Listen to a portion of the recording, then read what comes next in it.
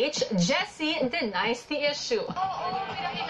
Here's one more couple in the controversy spotlight. On-screen team-up Jadine is under fire as James Reid is now being linked to Julia Barreto.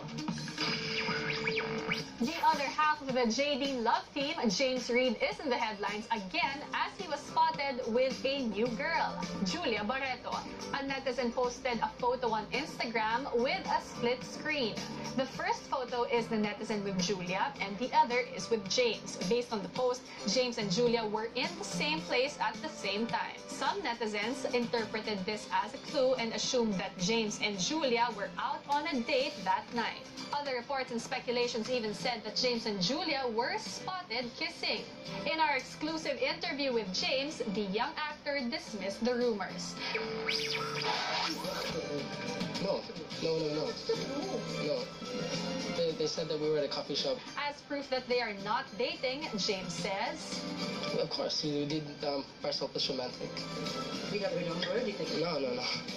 Because of these rumors, James shares that he has been receiving hate messages from the loyal Jadine fans who say that they are hurt seeing James with someone else instead of Nadine. He admits that he gets affected too. Just like sometimes when I'm looking at my Instagram, I'm looking at the comments and stuff. It's just sometimes it hurts knowing that the bashers are actually the fans. I mean, I have the name Jadine still, so sometimes I don't know the difference. And yeah, people believe so quickly, and then they get upset that I'm quiet about it. I don't want to have to what do you call that? I don't have to explain myself with every issue that comes out because it's really not worth my time. Nadine Lustre also comes to James' defense.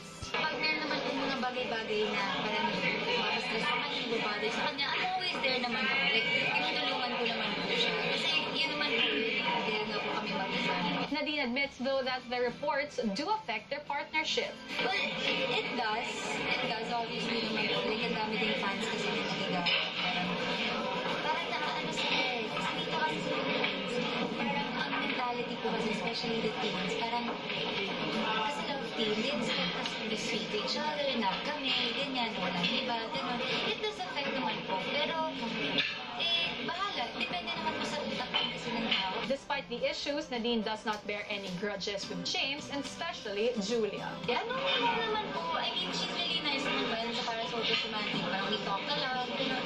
So, wala naman po kung ano talaga issue. Tsaka, ano naman po, yung James, parang we're open naman po. So, kung gusto niya, sige, go lang, I really don't mind the issue. Kasi parang, pag pinansin ko kasi, ako pag nakalaki, lalo pong lalala. Meanwhile, Nadine also addressed some reports saying that James and Nadine allegedly stopped their fans in an event. Nabasa ko po yan sa sa hotel. Kasi, like, ang dami pong tao, always naman we were rushing kasi papunta po kami na nag-meet and greet. Siyempre marami pong tao, hindi ko naman po narinig lahat. Lahat po namabati sa akin. Like, kunwari po, ganito, maraming tao sa harap ko, ganyan, kung may tumatawag dito, may tumatawag dito. Hindi ko naman po kaya din kasi lahat.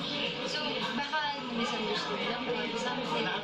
Even the fans know naman po na hindi naman po suplada. She adds that she tries to give her full effort when it comes to accommodating their fans. Hindi naman po din namin kaya na lahat talaga mag-please namin. Tsaka lahat po ano po namin.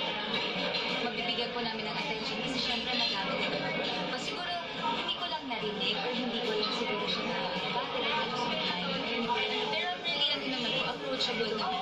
Aside from the alleged snubbing incident, some also accused James and Nadine to be unappreciative of their fans' gifts and tokens for them.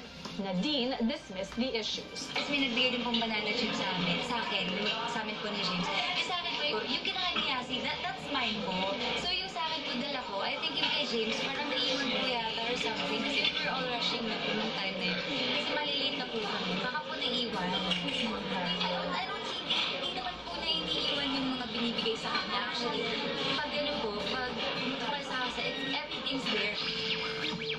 And that is it for our show. I would like to thank Bench Fix